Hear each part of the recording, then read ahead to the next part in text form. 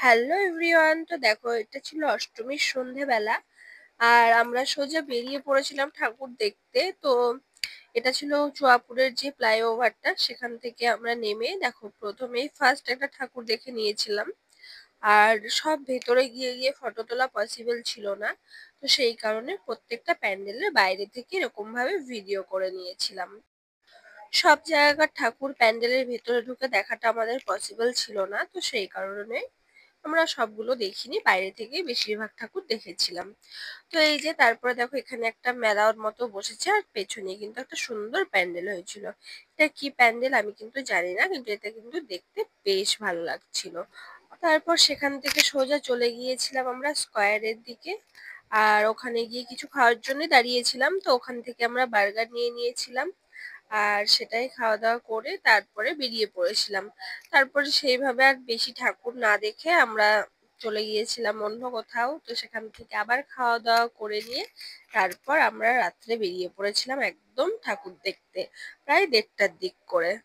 তারপরে এই যে আমরা গঙ্গার ধারে রাস্তা বরাবর যে কালী মন্দিরটা আছে সেই বরাবরই বেরিয়ে পড়েছিলাম।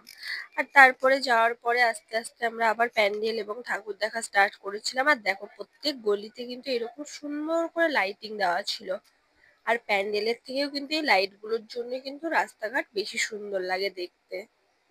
তারপর সেদিন অনেকক্ষণ ঘোরাফেরা করে তারপরে আবার প্রায় 3:30টের দিক করে আমরা ঠাকুর দেখতে বেরিয়েছিলাম। তো মাঝখানের যে ক্লিপগুলো ছিল সেগুলো আর নেওয়া হয়নি আমাদের। তো তারপরে আবার যখন আমরা রাত্রে ঠাকুর দেখতে বেরোই তখন আমরা আবার ভিডিও করতে স্টার্ট করেছিলাম। আর আমরা কয়েকটা প্যান্ডেল এবং ঠাকুর দেখেছিলাম, তো সেগুলোর ভিডিও নেওয়া হয়নি। আর একদম লাস্ট আমরা এখানে ঢুকছিলাম। তো দেখো এখানে একদিক দিয়ে ঢোকার এবং একদিকে বেরোনোর একটা জায়গা করা ছিল আলাদাভাবে।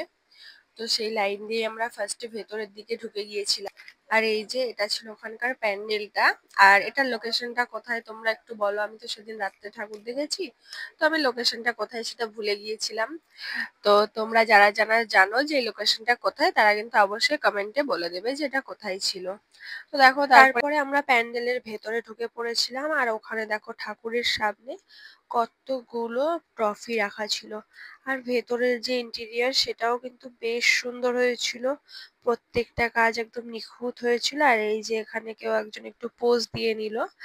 আর এরপরেই এখানে এই যে আমিও আছি।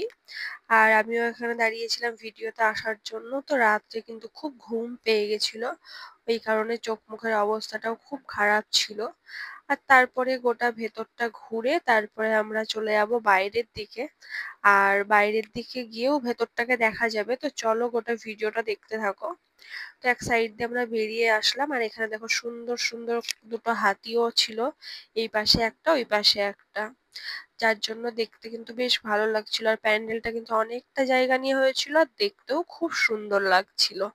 তো তোমরা কিন্তু অবশ্যই এই জায়গাটা কমেন্ট করে জানাবে। আর এই যে এটা ছিল পুরো প্যান্ডেলটা। তোমরা অনেকেই এখানে গিয়েছো, আমি ফটোতে প্রায় প্রত্যেকেরই এই প্যান্ডেলটার ছবি ভিডিও দেখতে পেয়েছি। এই যে তারপরে যে সিঁড়িগুলো আছে ওই সিঁড়িগুলো দিয়ে কিন্তু ওপরে ওঠা যাবে। তো প্রথমে আমরা দাঁড়িয়ে একটু সিঁড়ির কাছে কয়েকটা ফটো তুলে নিয়েছিলাম। তো সিঁড়িতে বেশ ভালো ফটো আসছিল, এই জায়গাটাতেও বেশ লাইট ছিল অনেকটা। আর এই জায়গাটাও অনেকটা বড়। আর সিঁড়ি দিয়ে উঠে এই জায়গাটা, এটাও কিন্তু খুব সুন্দর করে ডেকোরেশন করা ছিল। এখানকার প্রত্যেকটা কাজই কিন্তু খুব নিখুঁত ভাবে হয়েছিল। আর তারপরে আমরা ওই সিঁড়ি দিয়ে উঠে ওই যে জায়গাটা ছিল সেখানে দাঁড়িয়েও কয়েকটা ফটো তুলে নিয়েছিলাম। আর এই যে এটা ছিল আমাদের ফটোগ্রাফার। আর এই যে এখানে আমরা ফটো তুলছি, আর তার ব্যাক সাইডেই কিন্তু ঠাকুরটা দেখা যাচ্ছে। তো চলো তোমাদেরকে ওই জায়গাটা একটু দেখাবো আমি, ভিডিওটা দেখতে থাকো। তো এই যে সিঁড়িটা, ফার্স্টে সিঁড়ি থেকে উঠে এসে এই যে ওপরে একটুখানি জায়গা আছে, তার সোজা চলে গেলেই কিন্তু ঠাকুরের ওই জায়গাটা আবার দেখা যাবে। আর আমরা কিন্তু একটু আগে ওই নিচের দিকটাতে ছিলাম। তো টাটা, ভিডিওটা আজকের মতো এখানেই শেষ।